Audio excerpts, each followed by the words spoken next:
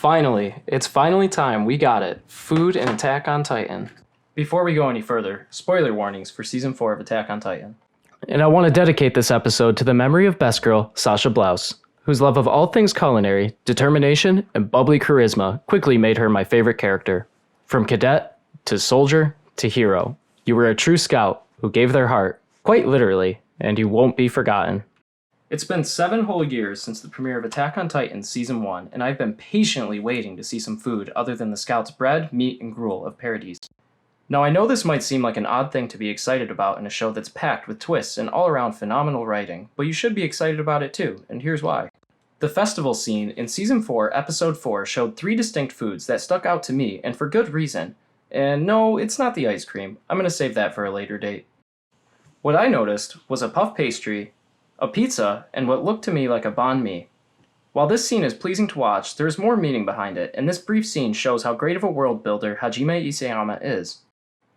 So far, we know that the nation of Marley exists outside the walls of Paradise, along with a host of other, as of yet, unnamed nations. But what are these nations, and what do we know about them? Well, now we know a bit more about them thanks to this food scene. First, you have a banh mi, which is of Vietnamese and French colonial origin. The French introduced the baguette to the people of Vietnam along with some other, not-so-nice things like Western prisons and labor camps. Anyways. Traditionally, it is served on a baguette with beef or pork, cilantro or lettuce in the show, spicy mayo, and pickled vegetables. This is considered by many, including myself, to be the ultimate fusion food. Next we have the pizza, which is Italian in origin and traditionally contains region-specific ingredients like Parmigiano Reggiano and San Marzano tomatoes, which only come from the Italian peninsula. Finally, we have a puff pastry with whipped cream. This food is French in origin and was supposedly created by a man named Claude Gillet, and I'm sure I'm pronouncing that wrong, so please feel free to correct me in the comments. In about 1645, on accident while trying to form a rolled butter cake for his sick father. With this information, we can assume that within the world of Attack on Titan, there exists a parallel nation to in real life France, Italy, and Vietnam, which gives us a good idea of the scope of the world of Attack on Titan as a whole and how these nations may interact with each other. Now it's pretty clear from the show that the rest of the world hates Marley, which I believe is a parallel to early 20th century Germany and Paradise. But what about these other nations? Hopefully we get to see some of these other nations as the story progresses and see how they interact with the nations of Marley and Paradise. Now without giving any spoilers, let me know what you think about this in the comments. Now without any further introductions, let's get into how to make these foods. Oh, and of course one more thing. Alright, let's do some cooking. Start by activating 10 grams of yeast with a pinch of sugar and about 30 grams of water at 105 degrees Fahrenheit. Give that a stirry, then set it aside while we execute our auto-ice. Gently mix 500 grams of flour and your remaining 320 grams of water, keeping one hand wet for mixing and the other dry for bowl movement. This initial hydration will activate enzymes in the flour, which stimulate the proteins to encourage ideal gluten development. This will also encourage your yeast through the breakdown of starch into simple sugars. Once that's mixed, cover and let it sit at room temperature for 20 to 30 minutes. And don't forget to clean as you go. It just makes life easier. Once 30 minutes has passed, go ahead and add your active yeast babies and begin mixing on low in a stand mixer with a dough hook attachment. Begin mixing until the yeast is incorporated and then add 20 grams of salt. Remember, salt kills yeast, and we don't want to kill our active little yeasty babies. Now mix on high for 8 minutes or until your dough is silky smooth. Well, that just looks nice. Next up, flour a workstation to prepare for our pre-bulk fermentation folds. That is a mouthful. Now this part isn't absolutely necessary, but I like to do it before an overnight bulk fermentation as I find it adds a more desirable final texture to your bread. Now once your bread baby is nice and smooth, place it into a container that's 2 to 3 times larger than your dough. Spread olive oil on a strip of saran wrap, then use the over-under method to wrap it tightly. Then place it overnight in the refrigerator. Next up, we're going to make our pickles. Trim, wash, peel, and grate 325 grams of carrots. Next up, peel and grate 225 grams of daikon radish. Then slice 50 grams or half of a large jalapeno. Let's try and get them as thin as possible. Next up, slice a cucumber into fourths, leaving one end connected at the root. Once cut, press all 4 of your cucumber ends together and you'll have some nicely quartered cucumber cuts. Take 400 grams, or about half the cucumber, and add that to your veggie mixture. Next, we're going to prepare the brine. First, thank your brother for testing if your pot is hot, then let's begin. Start by adding 15 fluid ounces of water, 9 fluid ounces of rice vinegar, and 8 ounces of distilled white. Then 3 garlic cloves, quarter teaspoon of chili flakes, quarter teaspoon of coriander, 1 bay leaf, and half a teaspoon of Vietnamese pepper, 25 grams of sugar, and 8 grams of salt. And give it a whisk. Next up, grab a mason jar with a 1 quart capacity and pack your veggies in as tightly as possible. And I just want to take a second to say, I really love the contrasting colors of this veggie mixture. Then strain your pickling liquid and add it into the veggies still hot. Keep in mind this is a quick pickle, and we want that liquid to slightly cook the veggies for some additional flavor. Seal your veggies tightly, and then let that sit for a minimum of 4 hours. Keep it clean, and then let's continue on to our bread. Now once you've let your dough sit out at room temperature until it's doubled in size, punch all the gas out of it, lightly flour your workstation, then gently slide your dough out of your bowl onto your workstation. Proceed to apply folds to your dough, pulling the floured side up and over the top with just enough tension to stretch it. Once your flour side is smooth, flip it flour side up and give it a test smack. Next, we're going to separate our dough into 1/2 and 2 quarters. The 2 quarters we're going to set aside and use as our pizza dough. Place your pizza dough on a sheet tray, Pam spray and wrap the top, and then store in the refrigerator until you're ready to use. Next, take your half piece of dough and press it into your palms while rolling it between your thumb and index finger. Once it's a smooth ball, roll and spread until we have our proper shape. Use a bench scraper to place it onto a half sheet tray. Then, using a paring knife, score your bread at 3 even spaces. Let that sit covered until your second rise is complete. Next, we're going to alter our home oven to a desired humidity. Simply add 1 cup of water to a heated tray and then close your oven door. Once your oven is preheated to 550 degrees, add your bread. Cook for 15 minutes at 550 degrees Fahrenheit, then drop it down to 350 for another 10 minutes. Once we have achieved an internal temperature of 190 degrees Fahrenheit, our bread is complete. Next up, take an absolute unit of pork shoulder and slap it for good luck. Pat that big boy dry, and then locate the bone. Once you've located the bone, we're going to cut on the other side. Slice off 1 metric chunker of pork, or about 1 pound. Next, we're going to slice and dice into approximately 1 inch by 1 inch cubes. And you don't have to be super precise with this part. As long as they're relatively the same size, you'll be okay. Once you have your tasty bits of pork, we are going to season it with salt, and this part is very important. This is going to pull all those flavors out during our sear process. Next, get a pan ripping hot, add some oil in it, and try and place it with the fat side down. It's a little bit harder with these chunks, but it'll help the flavor come through. Once that pork is a nice golden brown delicious, we're going to pull them all out of the pan. And 1, and 2, and 3, and pork.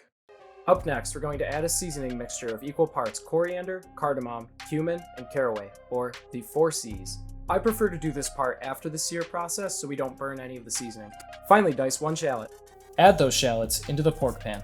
Deglaze that fond with rice vinegar. Please don't use rice wine vinegar. Add 300 grams of sugar. I know this might seem like a lot, but once we add our 800 grams of water and 3 tablespoons of fish sauce, it balances out nicely.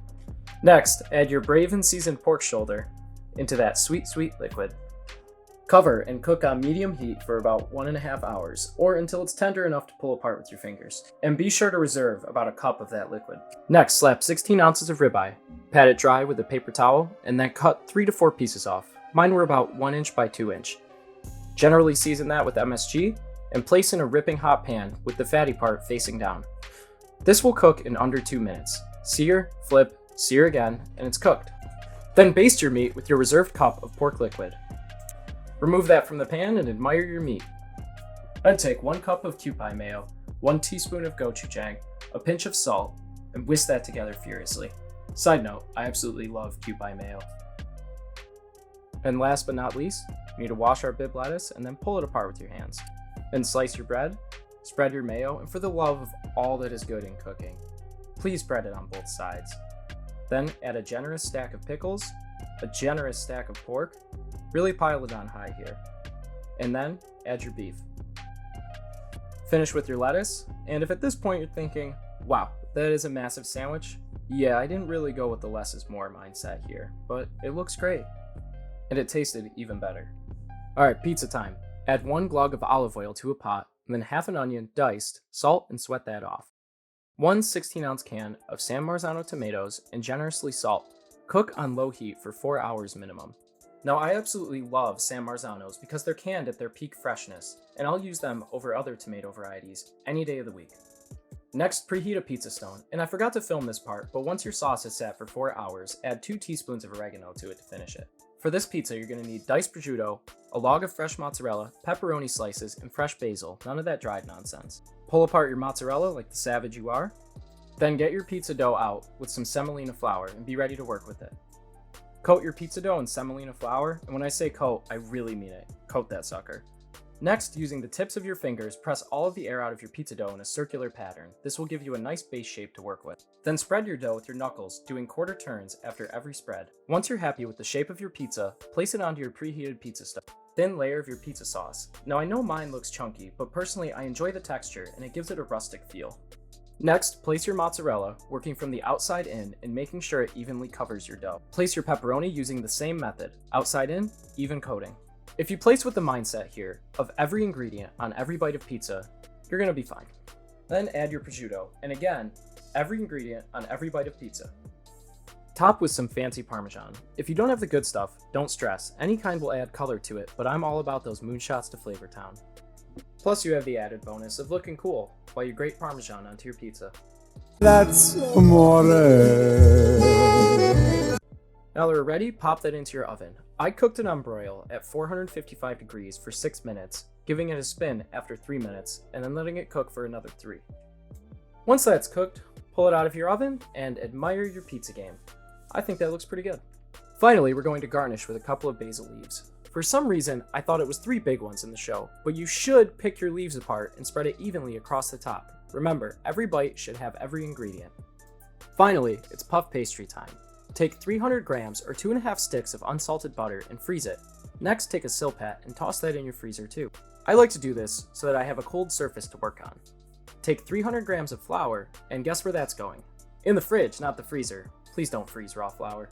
Next, cut up 500 grams of strawberries. Cut the top off of them and then cut them into quarters. This will help our maceration and cook process.